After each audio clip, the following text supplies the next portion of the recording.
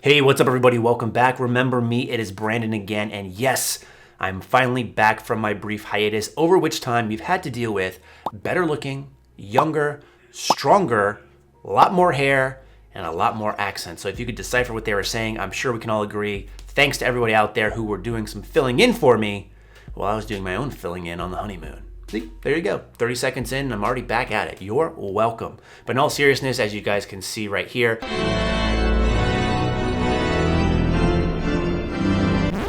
I do have some new hardware to talk about at some point in time. We will have to brainstorm to think of a new name for the Beyonce, but that's not the real reason I took a hiatus. While that thing was all fun and whatnot, the real reason was I really had a hard time getting over Chris Jones and Vince Garza breaking up. And to add on top of that, just when I thought I was as low as I could go, Matt Ogus and Chris Lovato broke up. Things, they are changing here on the tubes.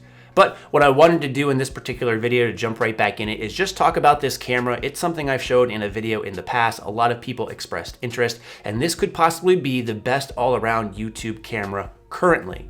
Now, it really depends on what you're looking for, and I have to say, if you're looking for a camera for YouTube and you're just starting out, by all means, please use your cell phone. If you have any kind of recent cell phone, chances are you have a very HD type camera. It's easy to record, it's portable, it's easy to do, and it's probably your best bet, as because many of you have figured out it is very hard to grow a YouTube channel, and these cameras and stuff get really expensive. So definitely make sure that you're in it to win it before you invest in a lot of money. Now, this camera you're looking at here is a Samsung NX500. It is a mirrorless camera, which seems to be all the rage these days in most people filming. You'll see things with like the Panasonic, you'll see things with Canon G7X, all sorts of different things. For my money, the Samsung NX500 is the best, and the real reason is it's really a combination of both a DSLR and kind of a point and click camera, so it has a lot of benefits, namely that you can change the lenses if you want, but also it has an articulating screen, which is great, so you can really get some great quality shots.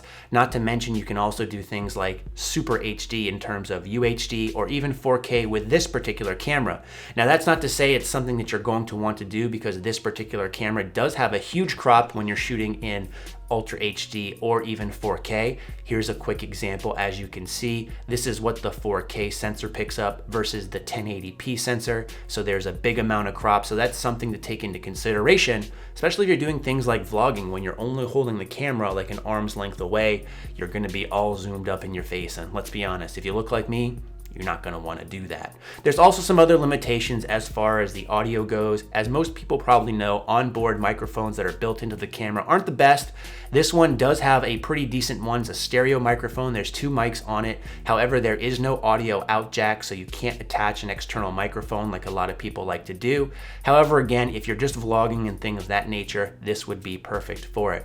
Overall, switching out the lenses, having this articulating flip-up screen, that is huge. The screen itself is touchscreen, which makes a big difference as well, because you know me, I do like to poke.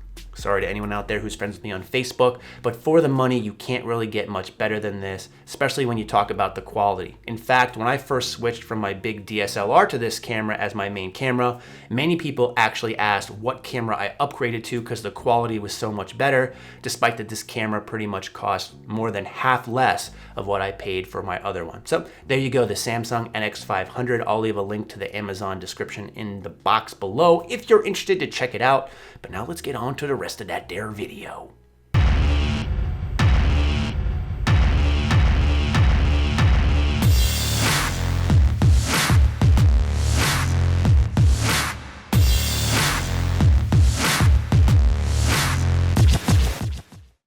All right, so back in the gym, and one of the things that I really need to get used to is, in fact, being back in the gym. It has been literally at least 2 weeks since I've lifted, probably about a couple of months since I've been on any sort of regimented training program.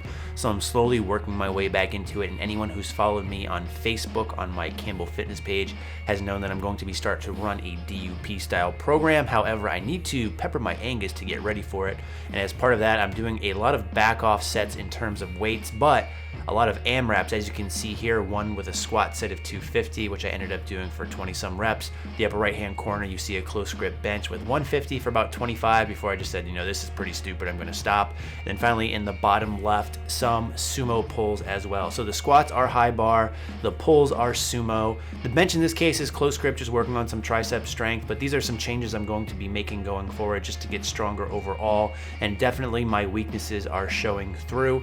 But I'll be doing a 3-day split for the next couple of weeks just to again acclimate my body to get ready for the pounding or the beating that it is going to take. And you can tell here based off my squat set that I was able to get all the other work in while those other sets were going on. Overall, a pretty tough day. I did some accessory work as well, but overall my fatigue was definitely feeling it by the end of this workout. So that last workout was on Monday. This, what you're seeing here, is from the next Wednesday, so a day off in between. And on this 3-day split I'll pretty much be squatting each workout and deadlifting twice a week, benching a good amount of time too. So although it's technically not a lot of frequency in terms of days per week, we're still making sure that we get it in. Now, I was extremely sore on this day. These were supposed to be pause squats, and I thought I was pausing, but looking at this footage, it doesn't look like much of a pause. However, that's okay. This was early in the morning before work. I wanted to make sure I got the work in and didn't throw in too many excuses. In time, I'm sure I'll get used to that too. I'm just out of the loop. I need to get my excuses in line first. But this was another AMRAP set. In this case, we did 15 reps of, again, supposedly pause squats. And we're going to cut it here just because there's nothing else to see. Did some other bench work on this particular day as well. All right, so there you go. There's today's video, and I know it wasn't much, but it'll get better in time, I promise. And that's a motto I like to keep in my own personal life, but to be honest, I haven't been filming for the past 3 weeks, so I don't have much content to show you. I've only really trained twice this week, and I know what you're probably thinking. Shouldn't you be training in your basement gym now? Yes, I should be, but as you guys can probably guess, I've just had nothing but headaches with that, but I'm hoping that's all gonna turn around. I've been notified that my rack has finally shipped. Although looking at the tracking status here on UPS, it seems that there is an exception, so there might be some more problems coming up that I'm unaware of.